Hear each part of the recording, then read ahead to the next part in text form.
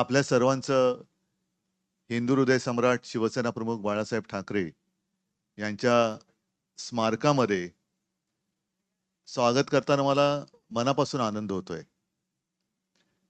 कारण गेले काही वर्ष या स्मारकावरती काम पण चालू आहे आणि चर्चा पण सुरू आहे. मी धन्यवाद देऊ इच्छितो आर्किटेक्ट आभा लांबा आणि टाटा प्रोजेक्ट. कारण हे काम आता सगळं छान वाटतंय, पण करणं फार जिकरीचं होतं. देसाई साहेबांनी सांगितलं, आदित्यने सांगितलं, या जागेचं महत्त्व सांगितलं. आणखीन एक योगायोग म्हणजे स्वातंत्र्यवीर सावरकरांचं सुद्धा स्मारक हे बाजूलाच आहे. पण या जागेतलं आव्हान जे मी तुम्हाला म्हणालो, ते म्हणजे एकतर महापौर बंगला. हा बंगला नुसती एक वास्तू म्हणून आम्ही बघत नाही, तर त्या वास्तूबरोबर आम्ही एक भावनात्मक बंधनामध्ये जोडले गेलेलो आहोत. आत्ताच इथे शिवसेनेचे 4 महापौर जे आहे या वास्तूमध्ये राहिले होते, आपल्यासोबत इकडे उपस्थित आहेत. शिवसेना प्रमुखांच्या अनेक बैठका इथे झालेल्या आहेत, युतीच्या बैठका इथे झालेल्या आहेत. आणि ही जी वास्तू आहे म्हणजे महापौर बंगला, ही हेरिटेज वास्तू आहे. या वास्तूला कुठेही धक्का न लावता काम करणं हे फार महत्वाचं आणि खूप कठीण होतं. त्या वास्तूचं वैभव जपून काम करणं हे फार कठीण होतं. आणि हेरिटेज म्हटल्यानंतर काही नियम असतात. त्याच्यामध्ये CRZचा कायदा हाही एक होता. मग आम्ही असं ठरवलं, म्हणजे ही कल्पना आर्किटेक्ट आभा लांबा यांची, की आपण बेसमेंट म्हणजे भूमिगत स्मारक करूया. हे बोलायला खूप सोपं आहे, पण पाठीकडे समुद्र आहे म्हटल्यानंतर त्या समुद्राचा रेटा हा जमिनीच्या खालून सुद्धा खूप मोठा असतो. काही वर्षांपूर्वी इकडे आपण संयुक्त महाराष्ट्राचं दालन जे केलं, ते दालन झाल्यानंतर सुद्धा तिकडे रिपेअरिंग करण्याची गरज लागली, वारंवार लागली. कारण समुद्राचं पाणी जमिनीखालून त्याच्यामध्ये सगळ्या मर्यादा ओलांडून कुठून ना कुठून तरी येत होतं. तर ती खबरदारी घेणं आणि त्याच्यानंतर ही वास्तू उभी करणं हे फार जिकरीचं काम होतं. म्हणून मी आर्किटेक्ट आभा लांबा आणि टाटा प्रोजेक्ट्स या कंपनीला धन्यवाद देतोय, की त्यांनी अत्यंत देखणं असं काम वेळेमध्ये टप्पा 1 पूर्ण करून दिलेलं आहे. साहजिकच आहे, 4 भिंती किंवा नुसता पुतळा म्हणजे स्मारक होत नाही. टप्पा 2चा जे जे काम आहे, त्या कामाला आता सुरुवात होईल. या कामामध्ये आपण पूर्ण हे स्मारक बघा. संपूर्ण शिवसेना प्रमुखांचा जीवनपट, अर्थात तो काही असं गुप्त असा जीवनपट नाहीये. कारण मला आठवतंय, शिवसेना प्रमुखांनी कधी आत्मचरित्र लिहिलं नाही. त्यांना अनेकदा प्रश्न विचारले जायचे, की तुम्ही आपलं आत्मचरित्र का लिहित नाही? त्यांचं उत्तर असायचं, मी कपाटातला माणूस नाही, मी मैदानावरचा माणूस आहे. त्याच्यामुळे त्यांचं आयुष्य असं उघडं पुस्तक होतं. पण हे नुसतं मांडणं म्हणजे सुद्धा स्मारक नाही.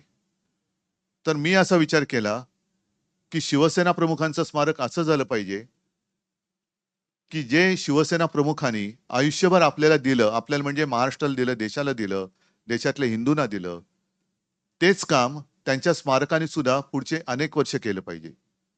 आणि त्या दृष्टीने आम्ही या सगळ्या स्मारकाचा आराखडा टप्प्या 2चा सुद्धा तयार केलेला आहे.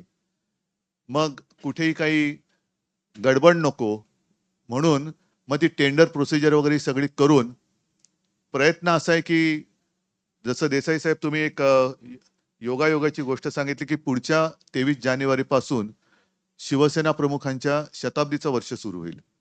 तर प्रयत्न असा, नवे प्रयत्न नव्हे तर आम्ही पूर्ण ताकदीने 23 जानेवारीच्या आत पुढच्या, या नाही पुढच्या म्हणजे 2026च्या हे स्मारक लोकांच्या चरणी, हिंदू हृदय सम्राटांच्या, मी म्हणेन, मी भक्त शब्द नाही म्हणत, पण त्यांच्यावरती श्रद्धा असणाऱ्यांच्या चरणी, त्यांच्यासाठी आणि पुढच्या अनेक पिढ्यांसाठी एक प्रेरणा देणारं असं स्मारक होईल, असा प्रयत्न आम्ही करतो आहोत. मी आपल्या माध्यमातून याही वेळेला जनतेला आवाहन केलेलं आहे, आजही करतो आहे, की आता टप्पा 2चं काम सुरू होत असताना आराखडा पूर्ण तयार झालेला आहे. कुठे काय कसं येणार ह्याची सुद्धा तयारी झालेली आहे. पण शिवसेना प्रमुखांनी आपल्या हयातीमध्ये अख्खा महाराष्ट्र पिंजून काढलेला आहे. शिवसेना प्रमुखांनी अनेकांना प्रेरणा दिलेली आहे. आपल्याकडे त्यांच्या काही आठवणी असतील, काही जुने फोटो असतील, काही भाषणं असतील किंवा काही पत्रकारांसुद्धा मी विनंती करतो, की आपल्या दप्तरी काही त्या काळातल्या बातम्या असतील, की ज्या त्यांच्या आयुष्यातल्या महत्त्वाच्या घटना आहेत. तर त्याचे फोटो किंवा बातम्या किंवा त्यांच्यावरती लिहिले गेलेले लेख हे कृपा करून आमच्याकडे आणून दिले, तर पुढच्या पिढीसाठी ते सुद्धा एक चांगलं मार्गदर्शनपर एक प्रदर्शन नाही मी म्हणत, पण उद्बोधक असं एक ते साहित्य ठरेल. असो, आज पहिला टप्पा पूर्ण झालेला आहे. या टप्प्याची माहिती आपल्या माध्यमातून जनतेला मिळावी, हा आजच्या आपल्या भेटीचा हेतू आहे. या निमित्ताने काही प्रश्न असले तर आपण विचारा, मी त्याला उत्तर द्यायचा प्रयत्न करेन.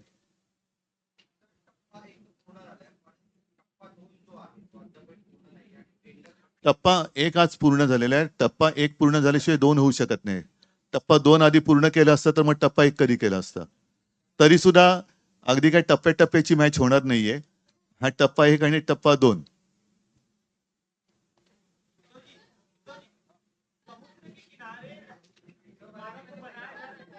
एक सेकंड, एक मराठीचं पूर्ण करतो. मग तुमच्याकडे येतो. भूमिपूजन. भूमिपूजन.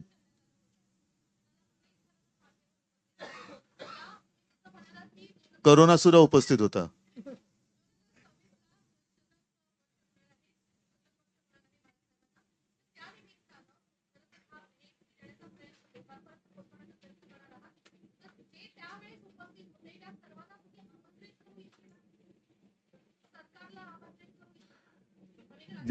ज्यांनी बाळासाहेबांचे विचार सोडलेले नाहीत, ते सगळे आज सुद्धा येऊ शकतात.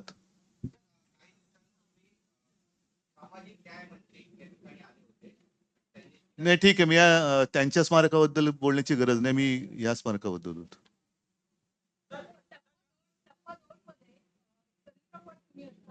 पूर्ण जीवनपट. हां. आता सगळी उत्सुकता मी मी तुम्हाला थोडक्यात सांगितलं, की आयुष्यभर जे आपल्याला शिवसेना प्रमुखांनी दिलं जनतेला, तेच त्यांच्या स्मारकातून देण्याचा आमचा प्रयत्न असेल.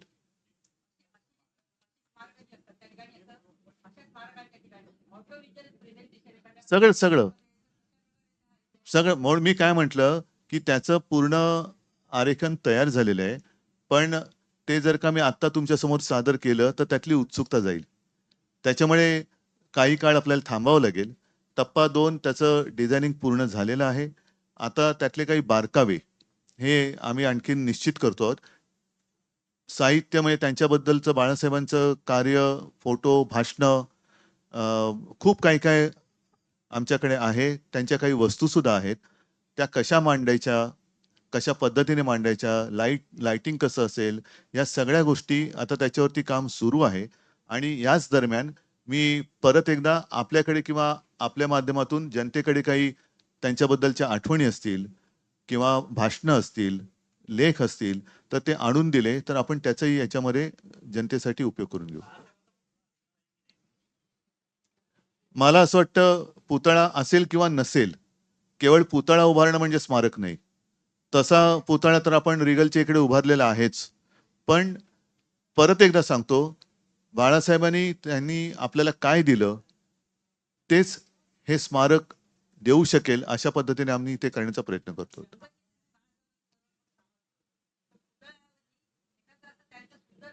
या सगळ्या सूचना आपण तुम्ही द्या, पण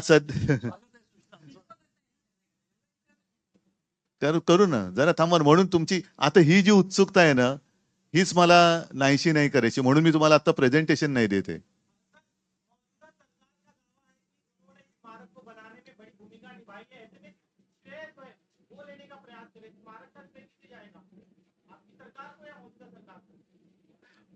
स्मारक का उद्घाटन होते समय जो सरकार रहेगी उसको.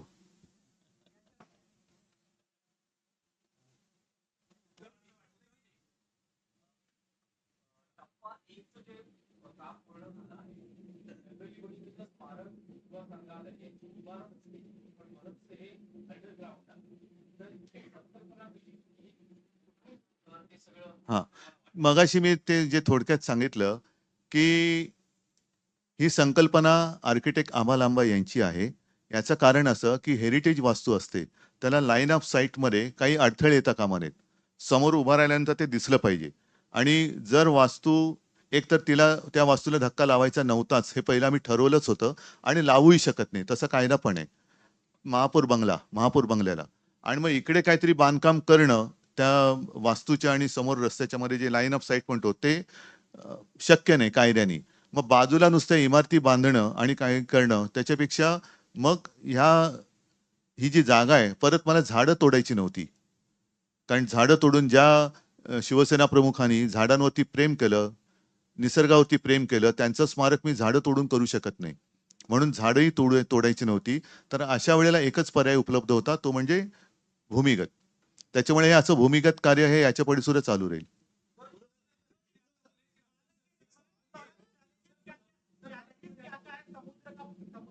अरे आप समुद्र से बाहर आइए ना.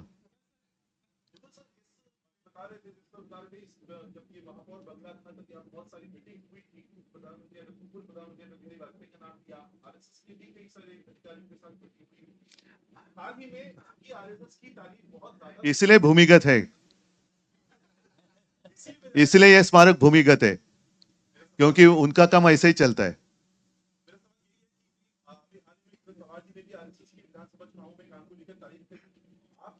नहीं, मैं इस आज स्मारक के बारे में कहूंगा.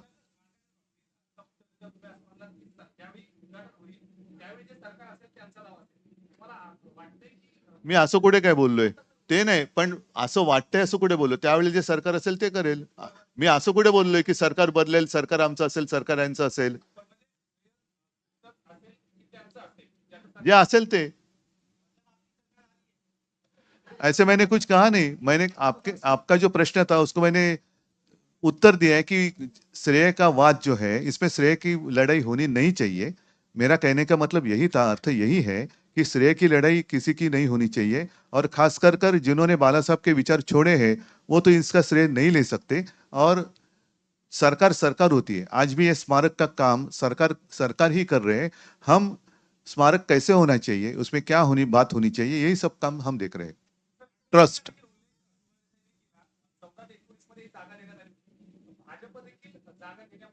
आहे ना. मी म्हटलं ना की श्रेयवादाच्या लढाईत मला पडायचं नाही. कारण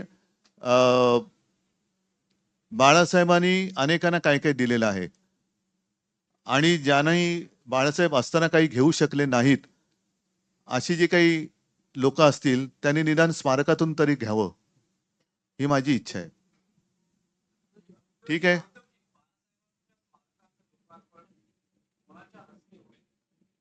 बघा, आधी पहिली गोष्ट सांगू का? आता टप्पा 2चा अजून आता टेंडर निघतील. त्याच्यानंतर सगळं डिझाइन वगैरे आमचं फायनलाइज झाल्यानंतर टेंडरमध्ये जी लोक येतील त्यांच्या माध्यमातून ह्याची सजावट होईल. त्याच्यामुळे आता कोणाकडनं व्हावं, काय व्हावं ह्या गोष्टी अजून थोड्या लांबच्या आहेत. पण पण मला असं वाटतं ती तारीख जशी जवळ येईल तेव्हा ठरवलं जाईल.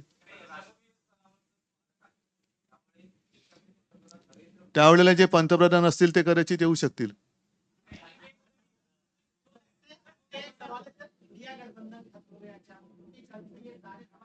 बाला साहब थे तब इंडिया गठबंधन था नहीं, तो इसलिए स्मारक में इंडिया गठबंधन की कोई बात नहीं है.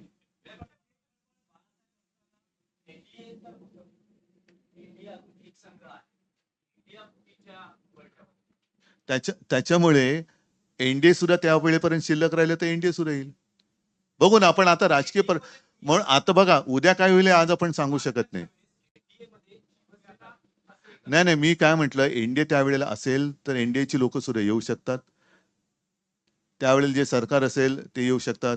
कारण केव्हा कसं काय होईल, आता भूमिपूजनाच्या वेळेला मी मुख्यमंत्री होतो, आज कुठे मुख्यमंत्री आहे, असं होतात गोष्टी. ठीक आहे, चला, मला वाटतं स्मारकाच्या बद्दल दुसरे काही प्रश्न नाही आहेत.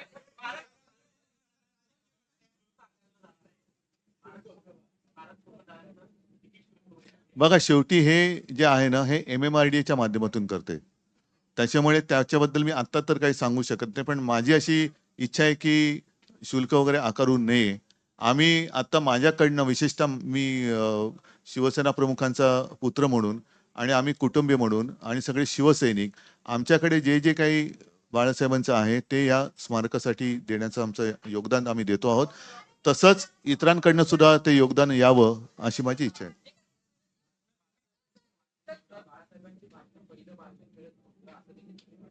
पहिलं भाषण आहे माझ्याकडे आता फोनमध्ये.